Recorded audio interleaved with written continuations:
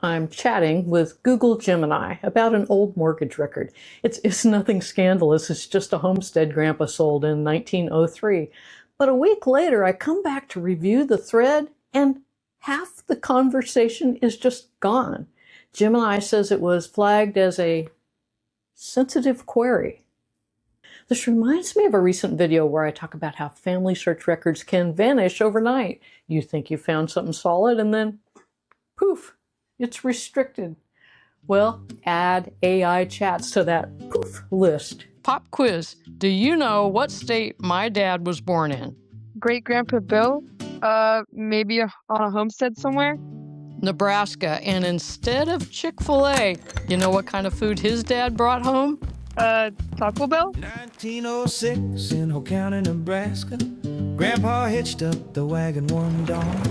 Said, I'm after rabbits and chickens. Here's my chat. It's just a quiet Saturday night conversation about prairie chickens and homesteads, music in the background, rain on the window. All we needed was popcorn. I was getting sleepy, so I shut things down and went to bed, and I didn't put notes in my genealogy journal. I didn't copy the chat contents to my own notes because I thought, well, hey, I'll do that tomorrow. Famous last words, right? But really, did I have any reason to think tomorrow would be too late? These chats are saved in my chat history after all. But here I am. It's a week later, and I want to review the chat and save the parts I care about, especially the prairie chicken tangent. I'm really obsessed with prairie chickens right now. Now prairie chickens don't cluck, they boom. Prairie chickens, which is a kind of a grouse. Okay. And they're endangered now.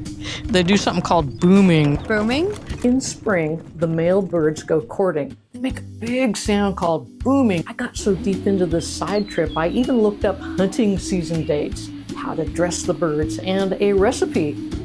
I'll show you the recipe in a little bit.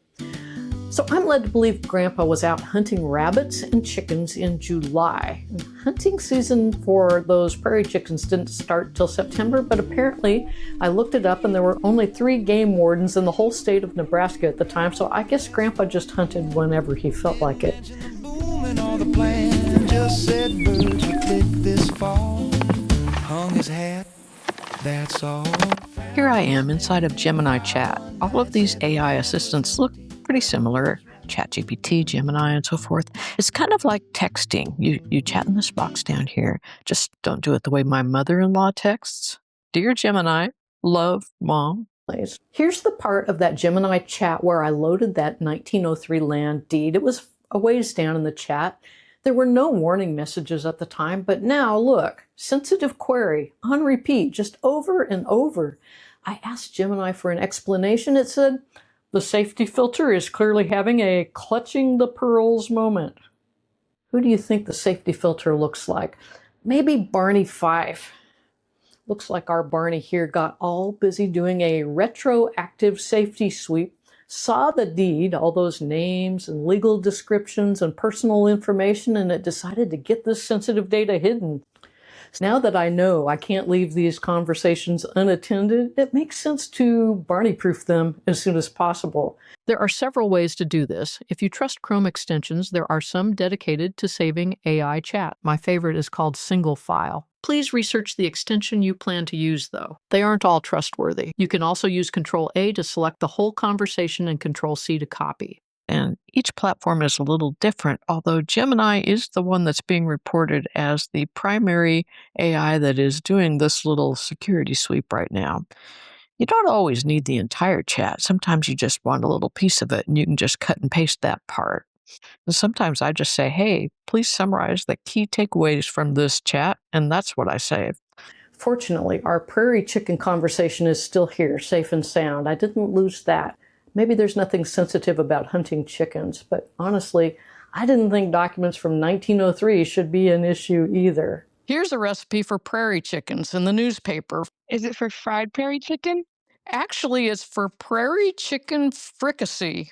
You want a chicken that's young and tender, and you want to roast it in a very hot oven until it's an even brown. How do you know when it's done? It doesn't mention oven temperature or cooking time or anything. Very detailed recipe for a very elusive bird. Yum? Go out hunting for something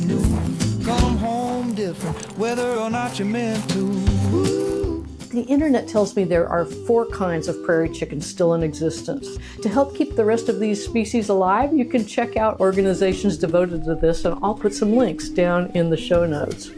Thanks for spending time with me today, and remember, save those AI chats before they become as elusive as the chickens. I'm Nancy from Legacy Carvers.